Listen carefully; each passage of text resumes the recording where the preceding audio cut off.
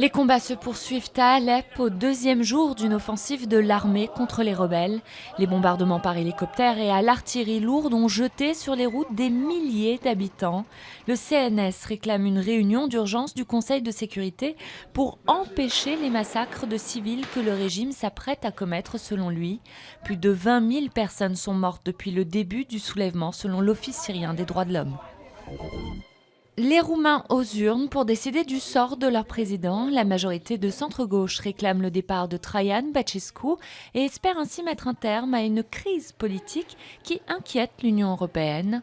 Le référendum ne sera validé que si plus de la moitié des électeurs participent au scrutin. Les sympathisants de Băsescu ont qualifié ce vote de mascarade et appelé au boycott. La France obtient sa première médaille aux JO. Céline Gauberville a ouvert le compteur en décrochant l'argent en tir. Grosse déception en revanche en natation côté dames. Laure Manodou a été éliminée aux 100 mètres d'eau.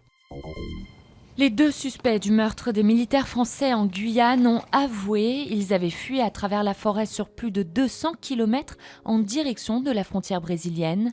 Les soldats français tués fin juin participaient à une opération contre des chercheurs d'or clandestins. Elle est propre cette plage, mais dès qu'on commence à se pencher un peu, en 3 minutes, vous avez vu, je peux en ramasser du plastique. Et si on se met un peu à fouiller, c'est des... Ouais, je me baisse 2 secondes, une bouteille. À Guétari, dans le sud-ouest, François milite pour la défense du littoral. C'est en se baladant sur la côte qu'il repère les menaces et lutte contre.